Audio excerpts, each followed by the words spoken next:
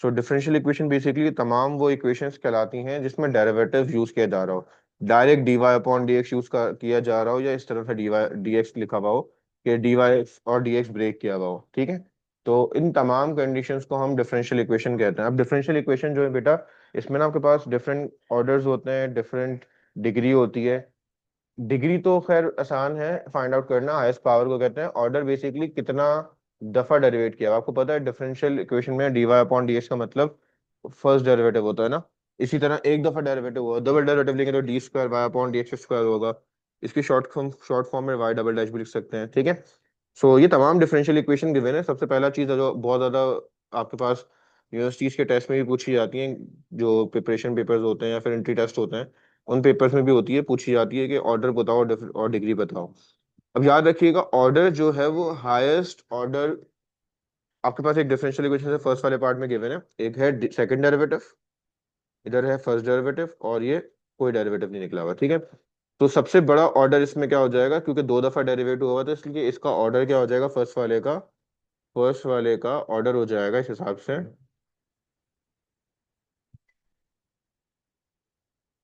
First वाले की दो दफा डेरिवेटिव हुआ इसलिए फर्स्ट वाले का ऑर्डर हो जाएगा 2। अब डिग्री कैसे देखेंगे, ऑर्डर तो आपको समझ में आ गया होगा, ऑर्डर इतना कोई मुश्किल चीज नहीं थी। ऑर्डर क्या था, सबसे बड़ी पावर को जितनी दफा डेरिवेट हुआ हुआ, मतलब पावर तो नहीं कहेंगे उसको, कितनी दफा डिफरेंशिएट हुआ है वो कंडीशन, वो कहलाता है ऑर्डर। तो इसका ऑर्डर हो गया दो दफा डेरिवेट हुआ हुआ है, इसलिए इसका ऑर्डर हो जाएगा 2। आपको डिग्री कैसे पता चलेगी, उस ही ऑर्डर की होल पावर, उस ऑर्डर की होल पावर को डिग्री कहते हैं। तो इसमें होल पावर कुछ नहीं है, इट मींस डिग्री 1 हो जाएगी। ऐसा नहीं है कि इक्वेशन की सबसे हाईएस्ट पावर को देखना है, इसमें हमें जिस जो सबसे बड़ा ऑर्डर है उसी की होल पावर को कंसिडर करना है, और वो डिग्री कहलाती है, ठीक है। सिमिलरली सेकंड वाले को करें तो सेकंड वाले को पहले अरेंज करना पड़ेगा, जब भी समझ में आएगा ऑर्डर क्या डिग्री क्या है। तो D Y cube D Y यही रखते हैं, प्लस का X cube minus D Y उधर ले जाते हैं, डी एक्स उधर ले जाते हैं, माइनस का एक्स क्यूब और डी एक्स हो जाएगा, D Y upon D X हो जाएगा। ये इसको अरेंज करें तो ये हो जाएगा minus X cube upon Y cube. तो इस हिसाब से सेकंड वाले को अगर आप देखो तो इसका ऑर्डर जो है वो 1 हो जाएगा, और डिग्री भी 1, क्योंकि पावर भी 1 है और डिफरेंशिएट भी एक दफा हुआ है। थर्ड वाले पे जाएं तो थर्ड वाले के बाद आपको देख लेना बाकी, जब भी पावर रूट में आ जाए ना, डिफरेंशियल इक्वेशन पे रूट आ जाए तो रूट खत्म करना पड़ेगा आपको, बोले क्यूब रूट हो या स्क्वायर रूट हो, तो वो खत्म करना पड़ेगा। जब तुझे क्यूब रूट खत्म करना है तो पावर 3 इधर भी आ जाएगी, पावर 3 इधर भी आ जाएगी, ये 3 से ये 3 कट जाएगा, ठीक है। फिर आपके पास बचेगा D square Y upon D X square plus 1 का होल स्क्वायर। तो इस हिसाब से अगर देखें तो यहाँ पे होल पावर 3 आ रही है, बट हाईएस्ट पावर तो हमें देखनी नहीं है, हमें तो डिफरेंशियल कितनी हाईएस्ट डिफरेंशिएट हुई है वैल्यू वो देखनी है। तो थर्ड वाले का ऑर्डर हो जाएगा 2, और डिग्री जो है वो भी 2 हो जाएगी, क्योंकि इसकी होल पावर भी गिवन है जो सब पे आ रही है, तो इसलिए वो डिग्री 2 हो जाएगी, ठीक है। तो इस तरह हम ऑर्डर और डिग्री निकाल सकते हैं। पार्ट नंबर 5 पे बता देता हूँ, क्योंकि पावर 1/2 आ रही है तो इसको पहले अरेंज कर लिएगा, d4y अपॉन डी एक्स 4 हो जाएगा, फोर्थ डेरिवेटिव है और नेगेटिव को उधर ले जाएंगे तो पॉजिटिव हो जाएगा, स्क्वायर रूट हो जाएगा 1/2 का मतलब स्क्वायर रूट होता है, स्क्वायरिंग कर लेंगे बोथ साइड। तो ये आपके पास ऑर्डर 4 फिफ्थ वाले का, और डिग्री क्या हो जाएगी, क्योंकि 4 ऑर्डर और पावर 2 है तो डिग्री 2 हो जाएगी, ठीक है। बस इस तरह आपको ये एमसीक्यूज में पूछा जाएगा लाजमी, यहाँ नहीं पूछा गया तो आपसे लाजमी वहां पूछ लिया जाता है यूनिवर्सिटी के टेस्ट वगैरह में ना, ठीक है। तो आगे बढ़ते हैं इसमें। ये चीज आपको क्लियर हो गई कि जब भी किसी भी नॉर्मल इक्वेशन के अंदर डिफरेंशियल कंडीशन आएगी, डेरिवेटिव नजर आएगा, तो इट मींस वो डिफरेंशियल इक्वेशन है, ठीक है। तो डिफरेंशियल इक्वेशन की हम फिलहाल ऑर्डिनरी डिफरेंशियल इक्वेशंस पढ़ लें, ये सारी ऑर्डिनरी डिफरेंशियल इक्वेशन में डिफरेंट डिफरेंट पावर्स की। तो इसमें आपके पास और भी तरह की एग्जैक्ट डिफरेंशियल इक्वेशन होती है, और भी होती है, बट फिलहाल हमें सिर्फ एक पे फोकस रखना है, ऑर्डिनरी डिफरेंशियल इक्वेशंस, ठीक है। क्वेश्चन नंबर 2 को देखते हैं। क्वेश्चन नंबर 2 में क्या कहा हुआ है, शो दैट कि ये जो एक इक्वेशन गिवन है, ये सॉल्यूशन है डिफरेंशियल इक्वेशन का। तो इसका मतलब है यहाँ पुट करेंगे तो 0 के बराबर आ जाएगा। ट्राई कर लेते हैं, ट्राई करने में क्या जाता है, ठीक है। तो क्वेश्चन नंबर 2 की बात कर रहे हैं। क्वेश्चन नंबर 2 में हमारे पास y गिवन है x minus X L N X के बराबर। इसको डेरिवेटिव करते हैं, क्योंकि एक ही डेरिवेटिव हुआ है तो उसकी जगह वैल्यू पुट कर देंगे, y की जगह y की वैल्यू पुट कर देंगे। इसका डेरिवेटिव लेंगे तो क्या आएगा, x का डेरिवेटिव होता है 1 माइनस, और यहाँ लगेगा u डॉट v का फॉर्मूला, तो v ऐसे ही रहेगा, डेरिवेटिव u का लेंगे प्लस u ऐसे ही रहेगा, डेरिवेटिव लेंगे एल एन एक्स का तो 1/x आ जाएगा, ये कैंसिल हो जाएगा आपस में, ये हो जाएगा 1 minus L N X minus 1, 1 से 1 कटेगा, तो dy अपॉन डी एक्स की वैल्यू आ जाएगी हमारे पास माइनस एल एन। ठीक है, अब इसको पुट करके देखते हैं इक्वेशन के अंदर। Now put y and derivative of y in differential equation. ठीक है, तो ये हो जाएगा x ऐसे ही रहेगा, डेरिवेटिव की वैल्यू आ जाएगी, फिर प्लस x ऐसे ही रहेगा, माइनस y की वैल्यू आ जाएगी, is equal to 0, minus L N X, X minus X L N x.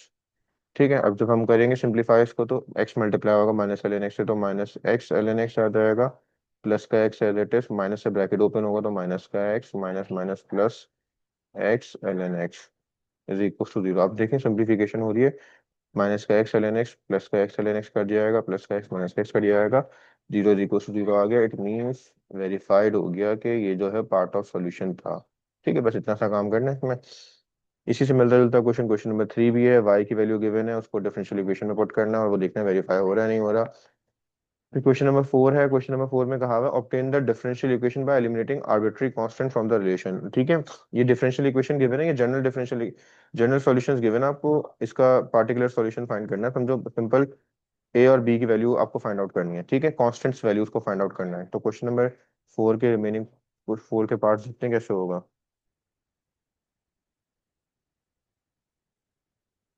तो आपके पास क्वेश्चन गिवन है y is equals to a cos x, आपको डिफरेंशियल इक्वेशन बनानी है इससे, और आर्बिट्री कांस्टेंट को रिमूव करना है। ठीक है, तो ये गिवन है आपको। जब भी cos और sin साथ आ जाए, तो आपको पता है cos और sin कहीं ना किसी ना किसी तरह रिपीट होते हैं। तो आपने एक दफा डेरिवेट किया, तो ये a ऐसे ही रहेगा, cos का डेरिवेटिव माइनस साइन होता है तो हो जाएगा minus a sin x। b ऐसे ही रहेगा, sin का डेरिवेटिव होता है cos। इसको अगेन डिफरेंशिएट कर लें, यहाँ लिख देते हैं डिफरेंशिएट किया विद रिस्पेक्ट टू x। इसको अगेन डिफरेंशिएट करेंगे तो क्या होगा,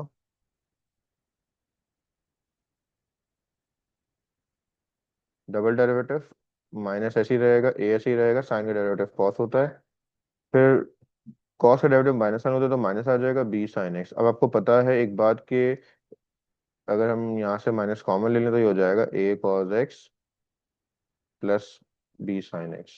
और आपको स्टार्टिंग से पता है कि a cos x plus b sin x equation number 1 में गिवन है, तो ये बराबर हो जाएगा इस तरह। तो इक्वेशन नंबर वन पुट करेंगे तो ये हो जाएगा माइनस वाई। ये आपकी रिक्वायर्ड डिफरेंशियल इक्वेशन होगी, इसको आप चाहें तो इस तरह भी लिख सकते हैं।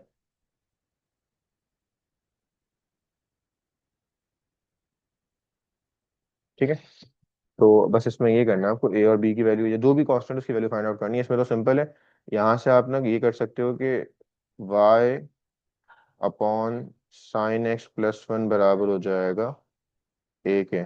फिर आपने बस इसको डिफरेंशिएट करना है, तो इसका डेरिवेटिव हो जाएगा y dash is equals to, sine का डेरिवेटिव cos होता है, और फिर आपने बस a की जगह वैल्यू पुट कर देनी है, वो आ जाएगी y upon sine X plus one, cos upon sine cot के बराबर, तो ये हो जाएगा y cot x। ठीक है,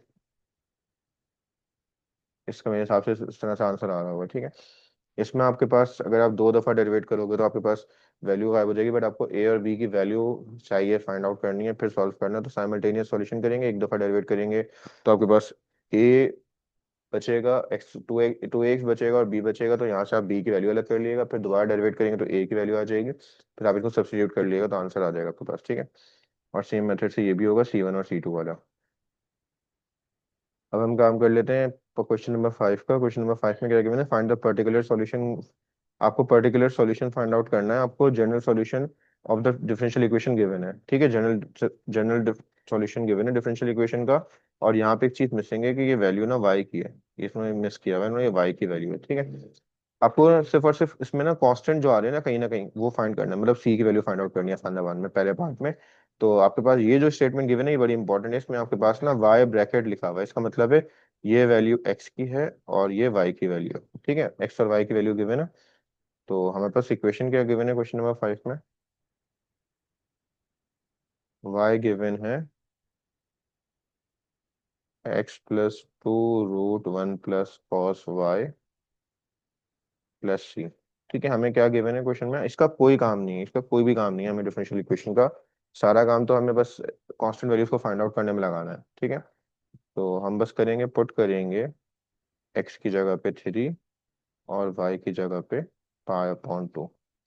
तो ये कुछ इस तरह से हो जाएगा, ये हो जाएगा 3 = x+2 √1 + cos π/2। cos π/2 0 के बराबर होता है, तो cos 0 1 के बराबर हो जाएगा। 3, ये एक्स, अच्छा एक्स की जगह भी वैल्यू पुट करनी है, सॉरी, यहाँ पे भी वैल्यू पुट करनी है। यहाँ पे जीरो था तो जीरो ही रहेगा, सी नहीं है, वाई नहीं है, मतलब जीरो ही है, ठीक है, ये जीरो ही रहेगा।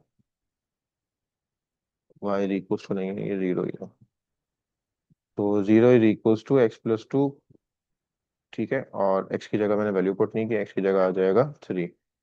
3 + 2 और √1 + cos π/2। cos π/2 जीरो होता है, तो ये √1 बचेगा, फिर 2 को 1 से मल्टीप्लाई करेंगे, 1 ही आएगा, 5 हो जाएगा ये। प्लस सी की वैल्यू 5 आ रही है, सी की वैल्यू -5 हो जाएगी। बस हमें सी की वैल्यू पता चल जाएगी तो हम इसको इक्वेशन में पुट कर देंगे। तो इक्वेशन कुछ इस तरह की बन जाएगी, x+2 √1 + cos y, क्योंकि आपको इक्वेशन वापस बनानी है तो प्लस की सी की जगह -5 आएगा, तो उधर जाके प्लस का 5 हो जाएगा, ये रिक्वायर्ड इक्वेशन हो जाएगी। सेकंड वाले में आपको ना फर्स्ट डेरिवेटिव, मतलब आपको इसमें y की वैल्यू 1 गिवन है, x की वैल्यू 0 गिवन है, और पहले इसको भी कराई देता हूँ मैं। इसी का सेकंड पार्ट गिवन है, y की वैल्यू गिवन है 1 और x की वैल्यू 0 है, और y डेरिवेटिव की वैल्यू 3 है और x की वैल्यू इसमें दोबारा 0 है। और आपको इक्वेशन गिवन है y = इसमें दो वेरिएबल है इसलिए दो कंडीशन गिवन है, a e2x b e - 2x।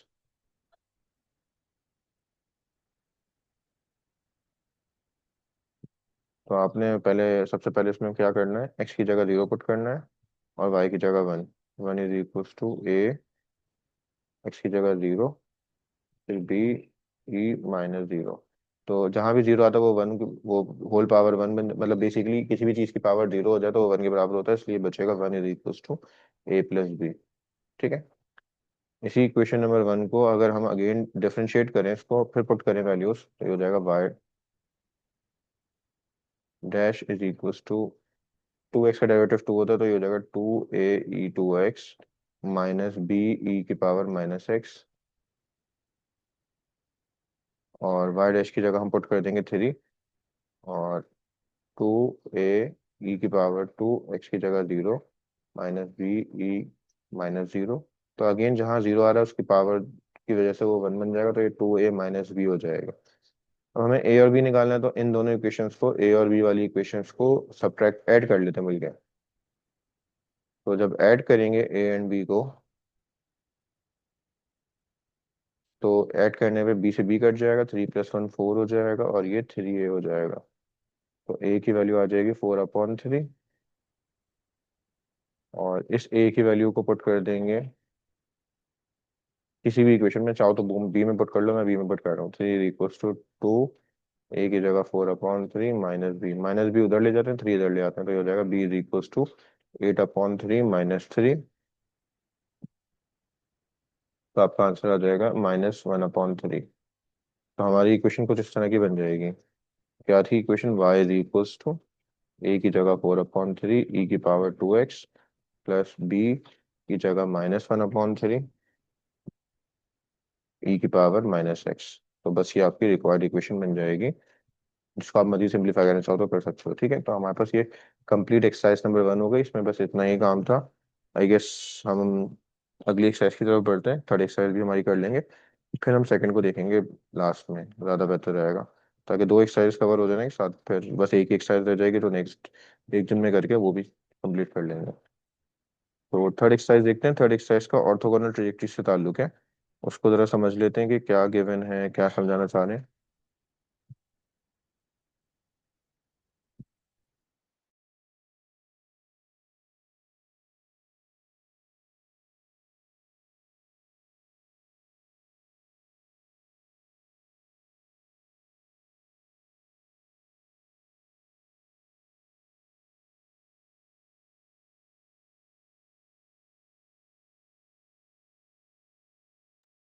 मैं चाह रहा था कि पहले हम ऑर्थोगोनल ट्रेजेक्टरी से रिलेटेड जो वर्किंग है ना वो देख लें कि वो क्या बताना चाह रहे हैं उसमें, फिर हम स्टार्ट करते हैं इसको। तो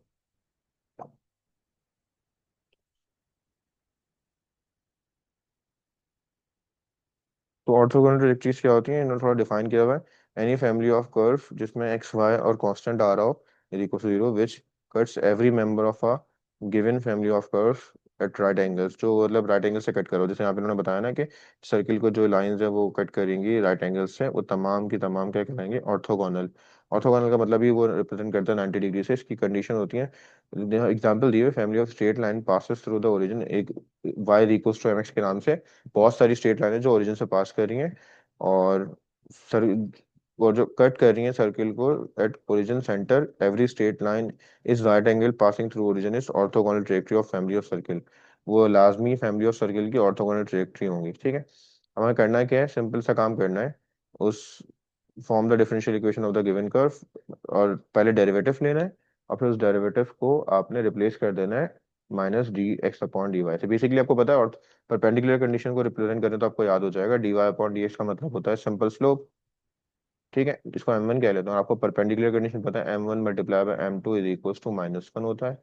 तो अगर m1 की वैल्यू यहाँ पे D Y upon D X उधर जाके क्या हो जाएगी, minus D x upon D Y. तो बस हमें उससे रिप्लेस करना है, सब्स्टिट्यूट कर देना minus D x upon D y for d Y upon D x in, और फिर सॉल्व कर लेना डिफरेंशियल इक्वेशन को, और आपके पास आंसर आ जाएगा। ठीक है, एक क्वेश्चन देखेंगे तो और समझ में आ जाएगा, ये क्वेश्चन भी शॉर्ट में पूछा गया है, पर आपको ये समझ में आना चाहिए ऑर्थोगोनल ट्रैजेक्टरी का मतलब है 9 परपेंडिकुलर कंडीशन को वो अप्लाई करके बता रहे होते हैं कि कैसे सिंप्लीफाई हो रहा है।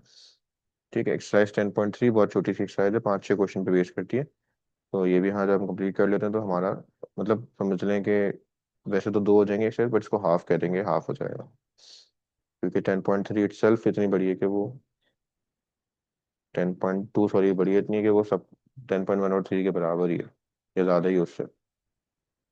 खैर, तो उसमें है आपके पास find orthogonal trajectory of y is equal to a x square. तो आपने क्या करना है इसमें, आपके पास y is equal to a x square given है, फर्स्ट पार्ट में आपको ऑर्थोगोनल ट्रैजेक्टरी फाइंड करनी है, तो उसको डिफरेंशिएट करेंगे, D Y upon D X बराबर हो जाएगा 2ax के। ठीक है, और हम क्या करेंगे, फिर इसको रिप्लेस कर देंगे, सब्स्टिट्यूट कर देंगे minus D x upon D y और D Y upon D x. D Y upon D x की जगह minus D x upon D y हो जाएगा, तो ये कुछ इस तरह से हो जाएगा, minus D x upon D Y is equal to 2ax। इसके बाद हम क्या करेंगे, एक्स वाली वैल्यूज को एक जगह कर लेंगे, तो माइनस का 2ax जो है वो इधर आके डिवाइड हो जाएगा, और dx अपनी जगह पे और dy उधर चले जाएगा। ठीक है, हाँ अच्छा, हम एक काम और साथ साथ करेंगे, a की वैल्यू भी निकाल लेते हैं स्टार्टिंग से ना। यहाँ से अगर मैं a की वैल्यू को अलग करूँ तो a की वैल्यू बनेगी y अपॉन एक्स स्क्वायर, वो निकाल के पुट कर दें ताकि काम करने में आसानी हो जाए। यहीं पे कर देते हैं, पहले स्टेप में पुट कर देते हैं a की वैल्यू ताकि कांस्टेंट हटे, पुट कर देते हैं a is equal to Y upon x square. ठीक है, सब्स्टिट्यूट करने के बाद ये काम करिएगा, फिर सेपरेशन में आसानी हो जाएगी। तो 2a ऐसे ही रहेगा, a की जगह आ जाएगा वाई अपॉन एक्स स्क्वायर, और यहाँ पे x एज इट इज। अब देखें कैंसिलेशन हो रही है तो कर लें हाथ के हाथ, एक x कट रहा है, इसके बाद x की वैल्यू को एक जगह कर लें, y की वैल्यू को एक जगह कर लें, तो ये जो x से डिवाइड कर के माइनस का x डी एक्स हो जाएगा, और ये हो जाएगा 2y डी वाई। ये करने का रीजन ये है ताकि हम अब देखें जिस रिस्पेक्ट से इंटीग्रेट डेरिवेटिव होता है उसी के रिस्पेक्ट से इंटीग्रेट हो सकता है ना। तो यहाँ पे इंटीग्रेशन अब अप्लाई कर देंगे बोथ साइड, तो यहाँ भी इंटीग्रल का सिंबल आ जाएगा और यहाँ भी आ जाएगा। कांस्टेंट 2 था इसलिए बाहर रख दिया, माइनस भी एक्स्ट्रा है तो उसको बाहर रख दिया, माइनस ऐसे ही रखेंगे। सिर्फ एक्स का इंटीग्रल होता है एक्स स्क्वायर अपॉन 2, और सिर्फ वाई का इंटीग्रल होता है वाई स्क्वायर अपॉन 2, और बाकी आ जाएगा प्लस सी। 2 से 2 कटेगा, ये माइनस की वैल्यू को उधर ले आते हैं, तो ये हो जाएगा x square upon 2 plus y square plus सी।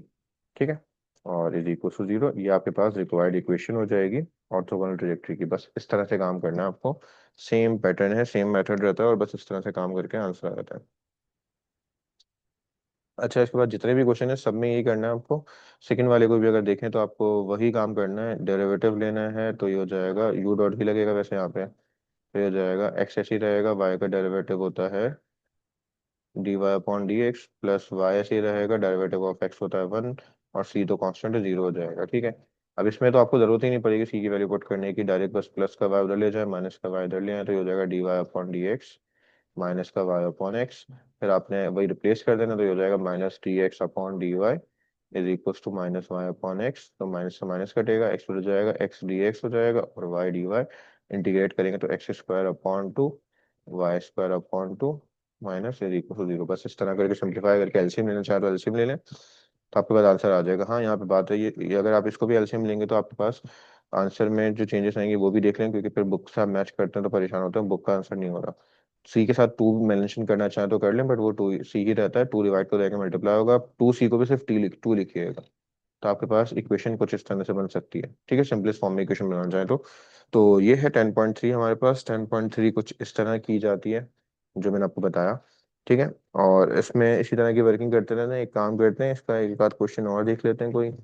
ये C1 वाला देख लेते हैं, y is equal to X upon one plus C1x।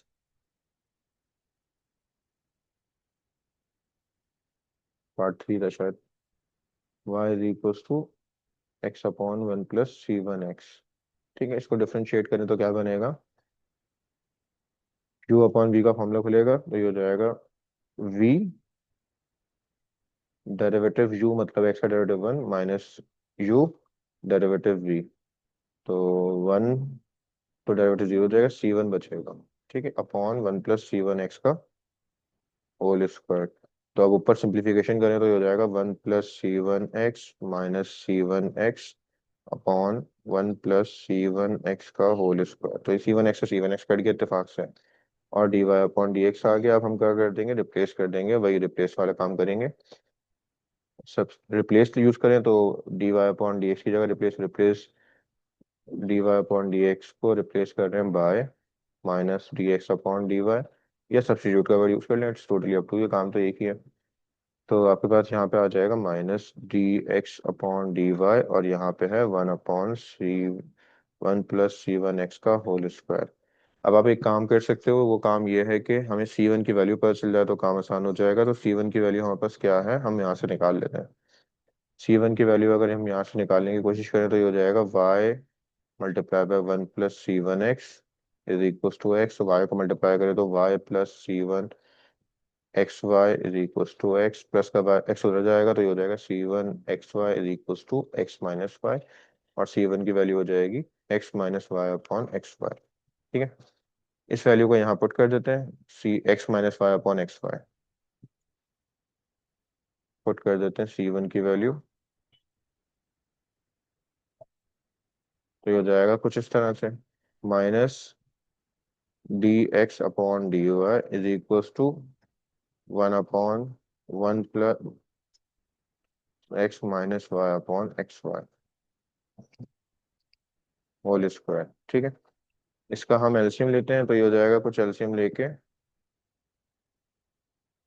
xy + x minus Y whole square, और नीचे भी स्क्वायर है उसको ऊपर ले जाऊं तो वो एक्स वाई का होल स्क्वायर हो जाएगा, ठीक है। इसके बाद आपको एक्स वाई अलग करने पड़े, इस तरह अलग हो नहीं रहे तो इसको सिंप्लीफाई करते हैं, x² y² हो जाएगा। यहाँ पे फॉर्मूला खुलेगा a + b का होल स्क्वायर, तो ये हो जाएगा a² + b² + c² minus 2 a² + b² + c² + 2ab + b, हाँ ठीक है, प्लस होता है, प्लस का x² y फिर माइनस का 2x y² और माइनस का 2x²। अब इसमें कुछ भी कैंसिल नहीं हो रहा हमारे पास, कुछ भी सिंप्लीफाई नहीं हो रहा, तो इसमें हम इसको मजीद एक्सटेंड, या फिर हम एक काम करते हैं, यहाँ पे इसको इंटीग्रेट कर दें फिर लास्ट में वैल्यू पुट कर देंगे। तो अगर इसको हम डायरेक्ट इंटीग्रेट करें तो ये -1 + C1x का होल स्क्वायर dx, और ये dy हो जाएगा। इंटीग्रेट करें तो इसका डेरिवेटिव C1 मल्टीप्लाई डिवाइड करना पड़ेगा, C1 मल्टीप्लाई करेंगे इधर तो उधर भी मल्टीप्लाई कर देते हैं साथ साथ। तो इसका इंटीग्रल हो जाएगा 1 + C1x का होल क्यूब अपॉन 3, और इसका हो जाएगा C1y। फिर C1 की वैल्यू पुट करें तो इसको कर लेगा, C1 की वैल्यू पुट करके सॉल्व कर लेगा, ठीक है। तो ये इस तरह हो जाएगा सॉल्व, और ये भी आसान सा है। ये जितने भी क्वेश्चन है वैसे ये लॉन्ग का क्वेश्चन बन गया जो भी करा रहा था, बाकी तो जितने भी हैं 1 2 3 5 7 ये सब शॉर्ट के क्वेश्चंस के हवाले से ही आते हैं, तो इनको जरा देख लिएगा आप एक नज़र, ठीक है। कोई कंफ्यूजन है तो उससे हवाले से पूछ लें। चलो, हम मिस्टेक जो कर रहे थे वो ये थी कि C1 की जगह वैल्यू तो पुट की हमने, बट एक्स नहीं लिखा इसका, तो वो अगर एक्स मिसिंग था इस वजह से ये लेंदी हो रहा था। तो हम यहीं से एक्स को कट कर देते तो फिर एलसीएम थोड़ा सा आसान हो जाता हमारा। चले कोई नहीं, इसको भी देख लेते हैं। इसमें से फिर एक एक्स कम हो जाएगा क्योंकि कैंसिल हो जाएगा, और फिर यहाँ भी एक्स नहीं आएगा, और यहाँ दो वैल्यूज नहीं आएंगी, मतलब ये सिर्फ आएगा एक्स, वाई क्रॉस में मल्टीप्लाई होगा और पहले का प्लस एक्स और माइनस का वाई। तो होगा ये इससे सिंप्लीफिकेशन में कि वाई से वाई कैंसिल हो जाएगा। ठीक हो गया ये तो ये फिर सिंप्लीफाई हो रहा है मतलब। तो आपके पास इसके बाद बच रहा है इसमें वाई स्क्वायर ऊपर बचा, नीचे एक्स स्क्वायर बचा। तो हम इसको अरेंज करना चाहें तो माइनस का एक्स स्क्वायर डी एक्स हो जाएगा, और वाई स्क्वायर डी वाई हो जाएगा। इंटीग्रेट करें तो माइनस का एक्स क्यूब अपॉन थ्री, और ये हो जाएगा y cube upon three plus c. इसके बाद एलसीएम लेना चाहे तो एलसीएम ले लें, तो ये हो जाएगा X cube plus Y cube plus C is equal to zero. ठीक है, इस तरह सिंप्लीफाई करके आंसर आ जाएगा। हम थोड़ा बहुत 10.2 को भी देख ही लेते हैं, एक आध क्वेश्चन तो 10.2 का भी देख ही लेते हैं मैं, क्योंकि जब आपको जब बेसिक समझ में आ गए तो उसकी काम भी थोड़ा सा, एटलीस्ट काम हमारा बर्डन कम हो जाएगा अगली क्लास के लिए। तो एक क्वेश्चन देख लेते हैं ताकि उसको फिर आप वर्किंग में ले आओ। वेरिएबल देखिए आपके पास ना, डिफरेंशियल इक्वेशन सॉल्व करने का भी जो एक मेथड किया ना हमने, ये मेथड ही है इटसेल्फ ना, जो भी हमने वर्किंग की कि डी एक्स को अलग किया डी वाई को अलग किया, तो वही वर्किंग मुझे भी करानी है। मैंने कहा चलें उसको ही देख लें साथ साथ, फिर दोनों चीज़ें कवर भी हो जाएंगी। आपके पास ना कोई भी इक्वेशन, अगर आपको डिफरेंशियल इक्वेशन गिवन है और आपको उसको कन्वर्ट करना हो ऐसी कंडीशन में जिसमें वो कन्वर्ट होके आपके पास ऐसी फॉर्म में आ जाए कि जिससे आप उसको नॉर्मल सॉल्यूशन बना सको, फिलहाल डिफरेंशियल से उसको नॉर्मल कंडीशन बना सको। जैसे कि ये डिफरेंशियल इक्वेशन गिवन है, आपने ना इसमें बस एक्स की वैल्यूज को अलग करना है, जैसे ऊपर किया था एक्स की और डी एक्स को एक साथ रख करना है, और वाई को और डी वाई को अलग करना है। फर्स्ट पार्ट को अगर आप देखें तो एक्स एक्स्ट्रा है, तो टेन वाई और डी वाई को यही रखते हैं, इज इक्वल टू एक्स को उधर ले जाते हैं तो one upon x D X हो जाएगा। इसके बाद आपने सिंपल, ये मेथड क्या था वेरिएबल सेपरेबल, इसमें सिंपल आपने क्या करना है इंटीग्रेशन का सिंबल लगाना है बोथ साइड। अब इंटीग्रेट कर देना, टेन का इंटीग्रेट होता है L N sec X, Y लगा देंगे सेक वाई क्योंकि, और वन वन अपॉन एक्स का इंटीग्रेट होता है एल एन एक्स प्लस सी। ठीक है, आप चाहो तो एल एन ना इसके साथ नहीं है कोई बात नहीं, फिर भी आप इसके साथ एल एन लगा सकते हो, कांस्टेंट के साथ एल एन लगाया जा सकता है। ठीक है, प्लस का एल एन एक्स उधर ले जाते हैं, तो ये कुछ इस तरह से हो जाएगा L N sec Y minus L N X और एल एन सी। जैसे एल एन सी को उधर ही ले जाओ क्योंकि कांस्टेंट है तो कांस्टेंट को उधर ही रख लो, एक काम करते हैं। तो ये इस तरह भी लिखा जा सकता है। तो इधर है, आपको पता है एल एन की प्रॉपर्टी लगेगी तो ये हो जाएगा सेक वाई अपॉन एक्स, और ये हो जाएगा एल एन से एल एन कट जाएगा तो आपके पास इक्वेशन बन जाएगी second y upon x is equal to c. तो ये इसके बाद नॉर्मल इक्वेशन में कन्वर्ट हो जाएगी। हमें सॉल्व डिफरेंशियल इक्वेशन को सेपरेट करना है, सेपरेटिंग द वेरिएबल से ना सॉल्व करना है। मतलब इससे होना ये है कि आपके पास एक सिंपल सॉल्यूशन आ जाएगा। एक डिफरेंशियल हुई हुई इक्वेशन है, उसको आपको नॉर्मल फॉर्म में, मतलब किस इक्वेशन को डिफरेंशिएट करके इसमें कन्वर्ट किया ये बताना है। ठीक है, तो हमें उसका सॉल्यूशन पर्टिकुलर फाइंड करना है। पार्ट नंबर टू भी बता ही देता हूँ मैं। इसमें क्या है, X sine Y D X plus X square plus one और कॉस वाई और D Y equal to zero. इसके बाद हम एक्स वाली वैल्यूज को इधर ही रखते हैं, फिलहाल साइन भी इसके साथ एक्स्ट्रा आ रहा है, और बाकी वैल्यूज को उधर ले जाते हैं, या इन वैल्यूज को उधर ले जाते हैं डीएक्स को, और बाकी वैल्यूज को इधर ही रखते हैं X square plus one cos Y D Y. कोशिश करिएगा वाई के साथ ना पॉजिटिव रखें।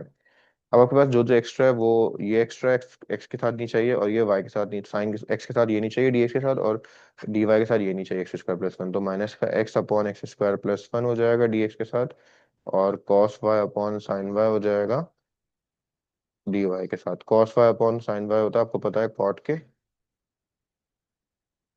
और ये होगा, ये ऐसे ही लिखेंगे माइनस।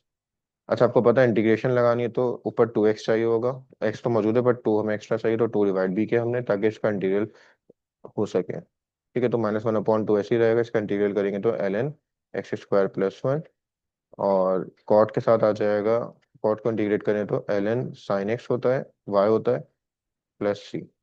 ठीक है, माइनस की वैल्यू को उधर ले जाते हैं तो ये हो जाएगा प्लस करके, इसको माइनस की पावर को उधर ले जाए तो रूट बन जाता है, ये तो ये हो जाएगा L N root x square plus one plus L N y, L N sine y और सी के साथ भी हम ln लगा सकते हैं, तो plus L N c is equal to 0। ठीक है, ln हम कॉमन लें तो मतलब प्रॉपर्टी लगाएं तो ये तीनों आपस में क्या हो जाएंगे, मल्टीप्लाई।